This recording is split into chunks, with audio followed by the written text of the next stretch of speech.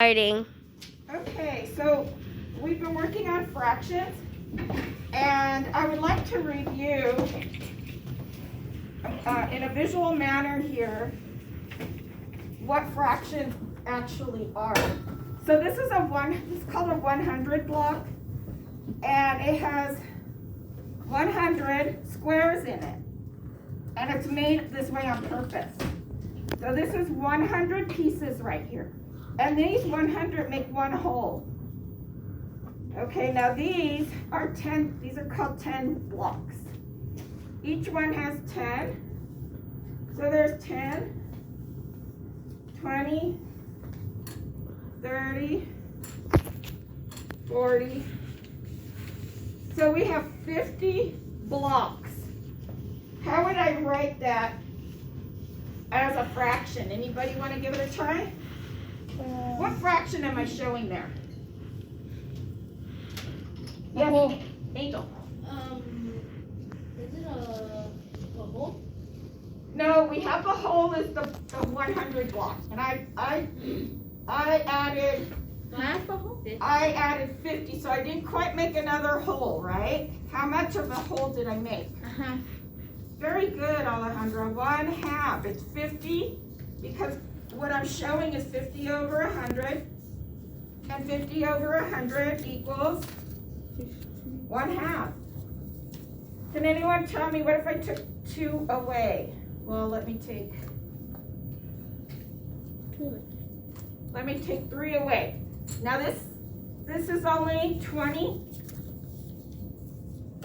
blocks. So what's the fraction? What's the new fraction?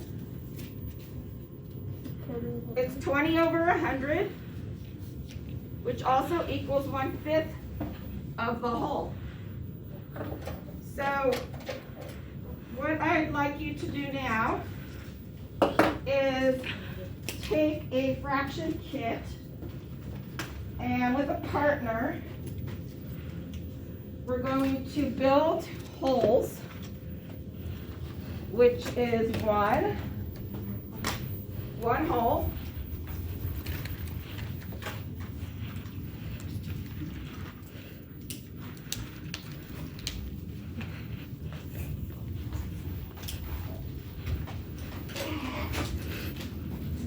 okay, so partner up. I don't quite have enough kits. So what you're going to do is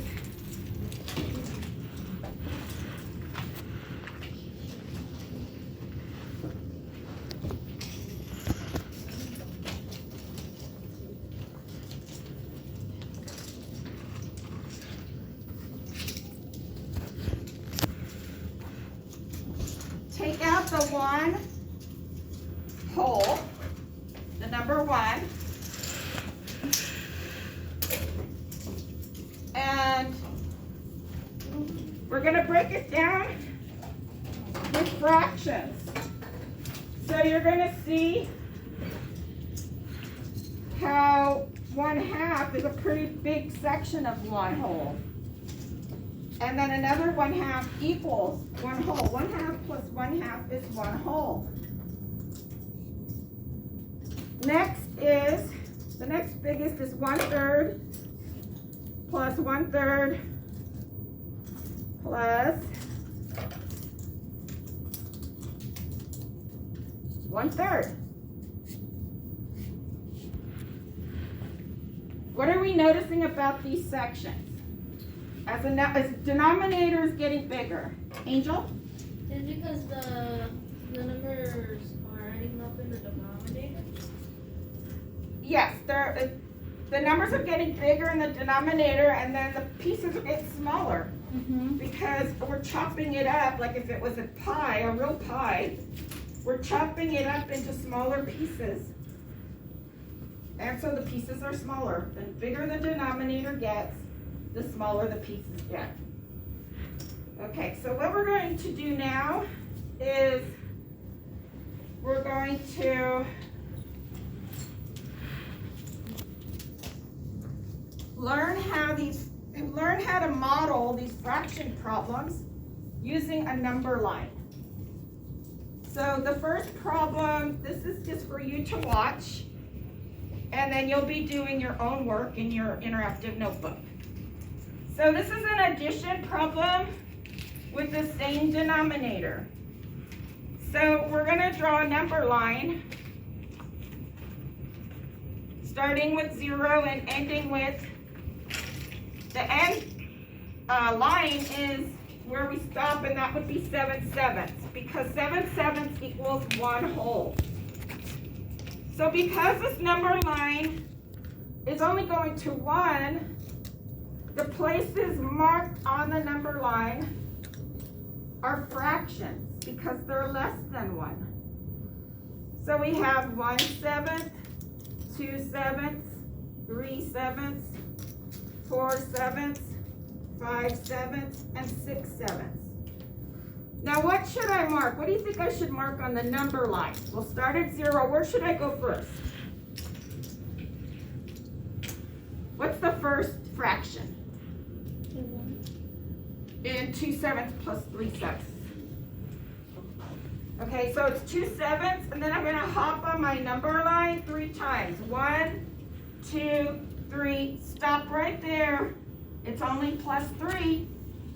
So my answer is 5/7. So 2/7 plus 3/7 is 5/7. Any questions on that?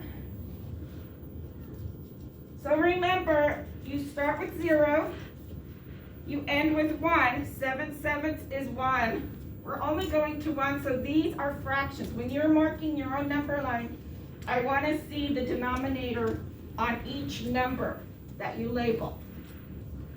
All right, so the next one is a subtraction problem. It's done the same way, only we're moving the other way because we're getting smaller. So we put a 0, and then we're going to put 5/5 because this time the denominator is fifths. It's 5. So we're going to do 5 lines, 2, 3, 4, 5. What's my, and then we're going to label it 1/5, 2/5, 3/5, 4/5. What's the first spot I should mark on my number line? What's the first fraction? Number 1. Can you see that? Or It should be 3. right, 3 what? 3/5. 3/5. So you would mark the 3/5, And then go and back then you're 1. gonna subtract. So you go left. You're getting smaller. Subtract 1/5. So jump once, and that is your answer. All right. So I would like you to open your interactive notebooks, and you're gonna work with a partner or independently, whichever you prefer, on the 2 problems I gave you.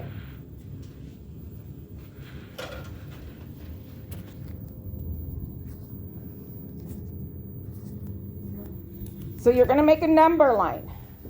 You're going to make a number line on the 2 problems I gave you. All right. So